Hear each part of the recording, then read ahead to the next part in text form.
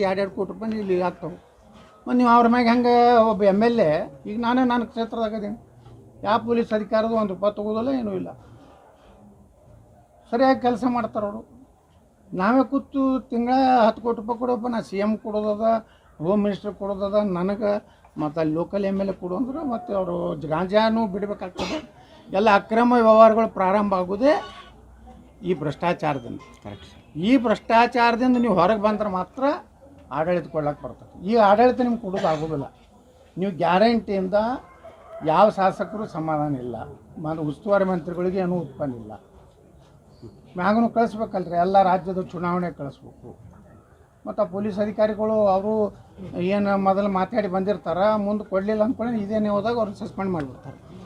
ನಿನಗೆ ಹೇಳಿದ್ದೆ 2 ಕೋಟಿ ತಂದು ಅವ್ನಿಗೆ ಕೊಟ್ಟಿಲ್ಲ, ಅದಕ್ಕೆ ಇದು ಸಿಕ್ಕಿ ಬಾ ಮಗನ ಅಂತೇಳಿ ಅದು ಪಾಪ 2 ಕೋಟಿ ರೂಪಾಯಿ ಇಲ್ಲಿ ಆಗ್ತಾವೆ. ಮತ್ತು ನೀವು ಅವ್ರ ಮ್ಯಾಗ ಹೆಂಗೆ ಒಬ್ಬ MLA ಈಗ ನಾನೇ ನನ್ನ ಕ್ಷೇತ್ರದಾಗ ಅದೀನಿ, ಯಾವ ಪೊಲೀಸ್ ಅಧಿಕಾರದ 1 ರೂಪಾಯಿ ತೊಗೋದಿಲ್ಲ, ಏನೂ ಇಲ್ಲ, ಸರಿಯಾಗಿ ಕೆಲಸ ಮಾಡ್ತಾರೆ ಅವರು.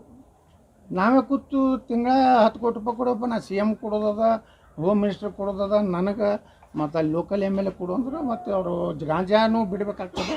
ಎಲ್ಲ ಅಕ್ರಮ ವ್ಯವಹಾರಗಳು ಪ್ರಾರಂಭ ಆಗೋದೇ ಈ ಭ್ರಷ್ಟಾಚಾರದಿಂದ. ಕರೆಕ್ಟ್. ಈ ಭ್ರಷ್ಟಾಚಾರದಿಂದ ನೀವು ಹೊರಗೆ ಬಂದ್ರೆ ಮಾತ್ರ ಆಡಳಿತ ಕೊಡ್ಲಿಕ್ಕೆ ಬರ್ತದೆ. ಈ ಆಡಳಿತ ನಿಮ್ಗೆ ಕೊಡೋದು ಆಗೋದಿಲ್ಲ. ನೀವು ಗ್ಯಾರಂಟಿಯಿಂದ ಯಾವ ಶಾಸಕರು ಸಮಾಧಾನ ಇಲ್ಲ, ಮತ್ತು ಉಸ್ತುವಾರಿ ಮಂತ್ರಿಗಳಿಗೆ ಏನೂ ಉತ್ಪನ್ನ ಇಲ್ಲ. ಮ್ಯಾಗೂ ಕಳಿಸ್ಬೇಕಲ್ರಿ, ಎಲ್ಲ ರಾಜ್ಯದ ಚುನಾವಣೆ ಕಳಿಸ್ಬೇಕು. ಮತ್ತು ಆ ಪೊಲೀಸ್ ಅಧಿಕಾರಿಗಳು ಅವರು ಏನು ಮೊದಲು ಮಾತಾಡಿ ಬಂದಿರ್ತಾರೆ, ಮುಂದೆ ಕೊಡಲಿಲ್ಲ ಅಂದ್ಕೊಂಡು ಇದೇನೇ ಹೋದಾಗ ಅವ್ರನ್ನ ಸಸ್ಪೆಂಡ್ ಮಾಡಿಬಿಡ್ತಾರೆ.